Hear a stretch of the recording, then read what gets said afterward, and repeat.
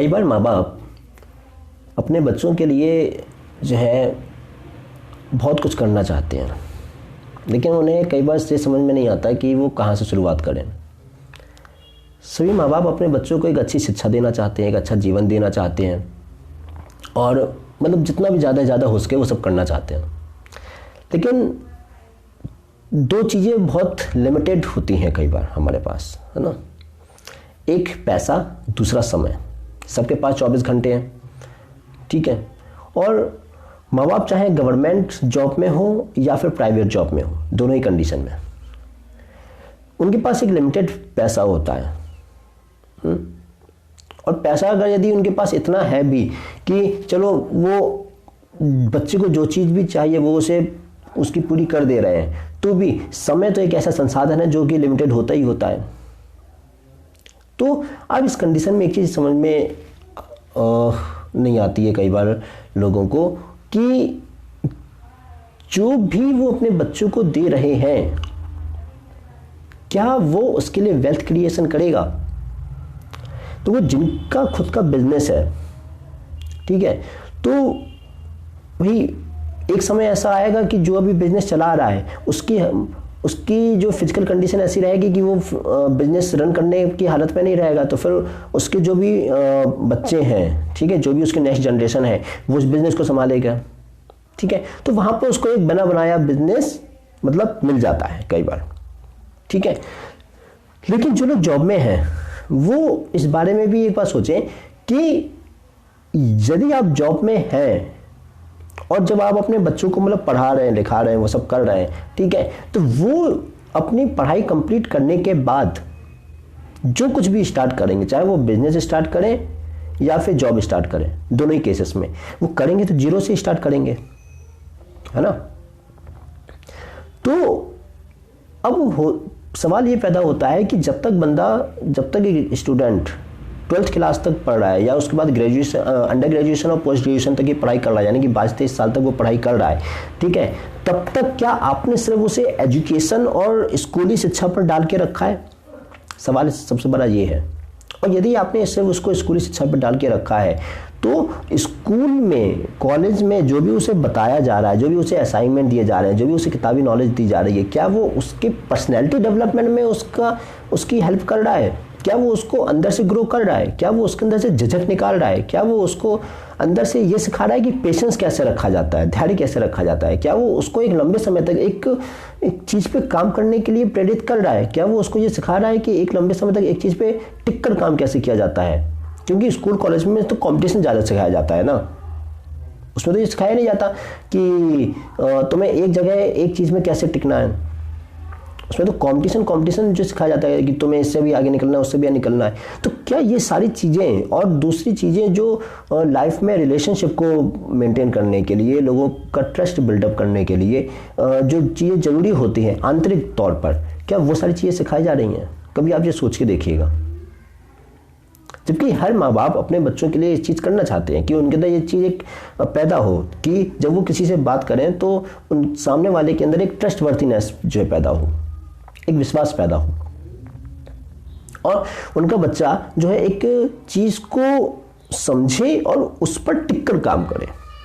कि लाइफ में किसी भी चीज़ में गहराई तक में जाने का एक कह लो एक मूल मंत्र होता है कि जिस चीज़ में भी आपको गहराई तक में जाना है, जिस चीज़ की डेप्थ में आपको जाना है, उस चीज़ पे आपको टिक कर जो है ठहर कर काम करना होता है उस चीज़ में, ठीक है।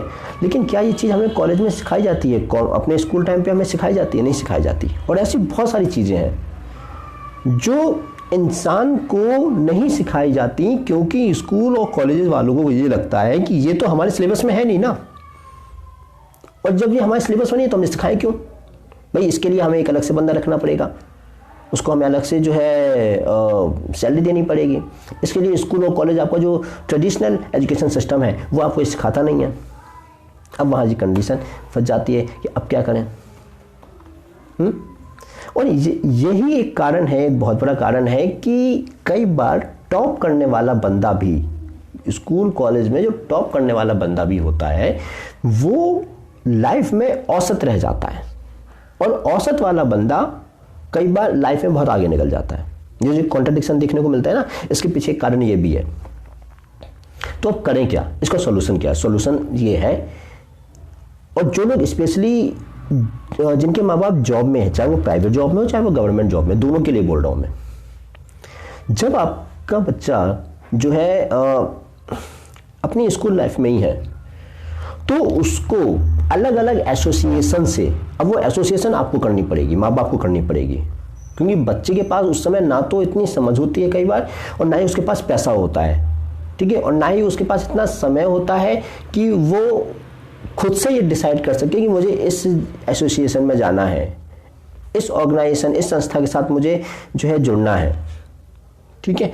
तो वो उसके हाथ में नहीं होता, क्योंकि उस समय डिसीजन मेकर माँ बाप होते हैं।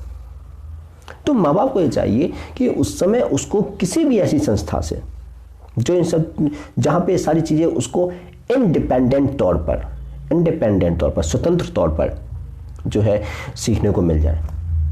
अब वो कोई धार्मिक संस्था भी हो सकती है, वो कोई एनजीओ भी हो सकता है, वो कोई सेल्फ हेल्प ग्रुप भी हो सकता है, वो आपकी सोसाइटी की कोई कमेटी हो सकती है, वो कुछ भी हो सकता है, उसमें दिक्कत नहीं है। वो नेटवर्क मार्केटिंग भी हो सकती है। बस नेटवर्क मार्केटिंग में एक फ़ायदा ये हो जाता है कि नेटवर्क मार्केटिंग का जो दायरा है वो बाकी चीज़ों के दायरे से थोड़ा सा बड़ा हो जाता है ना, लेकिन उसके अंदर सीखने को उससे अच्छा खासा मिल जाता है। मेन बात ये, तो ये अब माँ बाप की जिम्मेदारी बन जाती है कि वो एक ऐसी किसी ऑर्गेनाइजेशन से खुद को एसोसिएट करें जिसमें अपनी पूरी फैमिली को लेकर वो इन्वॉल्व हो सकें। ये इस बात का ध्यान रखना पड़ेगा हमें। ऐसा नहीं है कि सिर्फ माँ बाप जो है इन्वॉल्व हो रहे हैं। अब माँ बाप इन्वॉल्व हो रहे हैं और बच्चा इन्वॉल्व नहीं हो रहा है, तो अल्टीमेटली करता हूँ बच्चे के नज़रिए से रहे थे ना, मतलब हमने वो ज्वाइन तो इसलिए की थी ना ताकि हम बच्चों के अंदर कोई कुछ ग्रोथ ला सके। और जब तक बच्चा उस एनवायरनमेंट में इंटरेक्ट नहीं करेगा, जब तक बच्चा उस माहौल में शामिल नहीं होगा, तब तक वो खुद में ग्रो कैसे करेगा। तो आप कुछ ऐसा ज्वाइन करें, कोई ऐसी संस्था, कोई ऐसा ग्रुप जो है ज्वाइन करें जिससे आपका बच्चा जो है इस तरीके के माहौल में जाए ताकि उसके अंदर वो आंतरिक जो क्वालिटीज़ हैं, जो कॉलेज और स्कूलों में नहीं सिखाई जाती, वो डेवलप हो। और कुछ ऐसा ना मिले तो मैं कह रहा हूँ कि नेटवर्क मार्केटिंग में चले जाओ। उससे उसे जो है पैसे की भी समझ जो थोड़ा सा बढ़ेगी, वो खुद से मेहनत करेगा तो उसे समझ में आएगा कि जो चीज़ों के साथ, लोगों के साथ रिलेशनशिप कैसे बिल्डअप करना है। क्योंकि नेटवर्क मार्केटिंग आप उसकी तभी बन पाएगी ना जब वो रिलेशनशिप बिल्डअप करेगा, ठीक है। लोगों को जो है चीज़ों को समझाएगा, लोगों को कुछ समझाने की जब स्किल उसके अंदर डेवलप होगी, तभी तो नेटवर्क मार्केटिंग को जो है बिल्डअप कर पाएगा। तो आप कुछ और ना मिले तो आप इस चीज़ में आप जा सकते हो। और यदि आप ये वीडियो सुन रहे हो तो इसका मतलब ये है कि आपके पास कम से कम स्मार्टफोन तो है। मैं ये मान के चल रहा हूँ कि आपके पास स्मार्टफोन तो है ही, ठीक है। यदि आपके पास स्मार्टफोन है, उसमें नेट भी है, जाहिर सी बात है तभी आप ये वीडियो सुन रहे हो, तो अपने बच्चों के हाथ में भी आपने जो मोबाइल दे रखा है उसमें वो और कुछ भी देखते होंगे, बहुत कुछ देखते होंगे, ठीक है। तो उन सब से हटाने का एक तरीका ये भी है, क्योंकि देखो आज जनरेशन में यदि आप उसको कहोगे देखो हम तुम्हें कुछ धार्मिकता की चीज़ें बता रहे हैं, हम तुम्हें कुछ आध्यात्मिक चीज़ें बता रहे हैं, तो साथ ना समझे वो।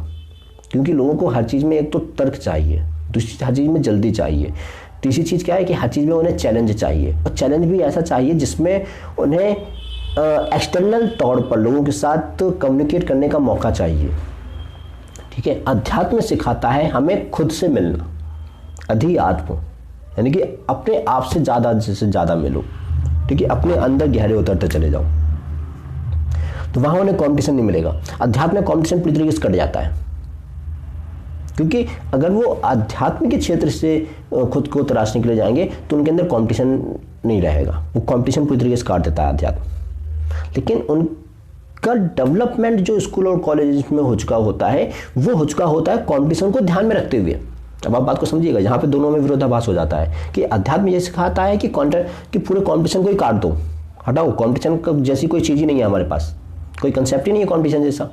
लेकिन दुनियादारी में कंपटीशन बताया जाता है, और अपने बच्चों के अंदर हमें वो क्वालिटीज़ भी जो है पैदा करनी है। अब क्या करें? तो इन दोनों के चलते इसलिए मैं आपको सजेशन देता हूँ नेटवर्क मार्केटिंग का। बच्चों को इन्वॉल्व करो, उनके अंदर वो माइंडसेट डेवलप होगा, उनके अंदर ये चीज़ भी डेवलप होगी कि हाँ ये भी एक रास्ता है ज़िंदगी को जीने का। अब इसमें ये जो है कई बार मत सोचिएगा कि अच्छा या बुरा, सक्सेस होंगे कि नहीं होंगे। अभी सक्सेस होने के पीछे उनको ज्वाइन मत कराओ। ज्वाइन कराने के पीछे उनके अंदर दिमाग में ये मत डालो कि हम तुम्हें सक्सेस होने के लिए ज्वाइन करा रहे हैं। उनके अंदर ये डालो कि इंटरनल ग्रोथ के लिए डाला जा रहा है। और दरअसल उन्हें आप स्टार्टिंग में ऐसे कुछ मत बताओ, क्योंकि कुछ भी आप बताओगे वो जाहिर सी बात है फिर उसका मैनिपुलेशन करेंगे, ठीक है। और उसका मैनिपुलेशन करेंगे तो फिर आगे जाके उन्हें जो तकलीफ होगी। इसलिए उन्हें बस उस माहौल से इंटरेक्ट होने दो। कहते हैं ना, अनायास जो हो रहा है उसे होने दो उस माहौल के थ्रू। और नेटवर्क मार्केटिंग में चीज़ें उनके साथ तभी पॉजिटिव तौर पे चल पाएंगी जब वो एक एथिक्स के साथ लोगों से जुड़ पाएंगे, वरना हो ही नहीं पाएगी। और जब वो दूसरों को देखेंगे कि अरे ये भी पैसा बना रहा है, तो उनके अंदर फिर भूख जगेगी कि मुझे भी पैसा बनाना चाहिए। और पैसा तभी बन पाएगा जब वो एक सही तरीके से जो चीज़ों को मेंटेन करेंगे। तो फिर उनकी मजबूरी फंस जाएगी कि वो उस चीज़ को ग्रैब करें, फिर उनकी मजबूरी फंस जाएगी कि वो उस चीज़ को सीखें। तो इसीलिए यदि आप अपने बच्चों के अंदर एक लाइफ स्किल डेवलप करना चाहते हैं, अगर उनके अंदर आप इनकम अपॉर्चुनिटी की जो एक भावना है वो पैदा करना चाहते हैं, अगर उनको सीखने का एक अलग नज़रिया देना चाहते हैं, तो आप नेटवर्क मार्केटिंग जो है ज़रूर ज्वाइन करें। और यदि आप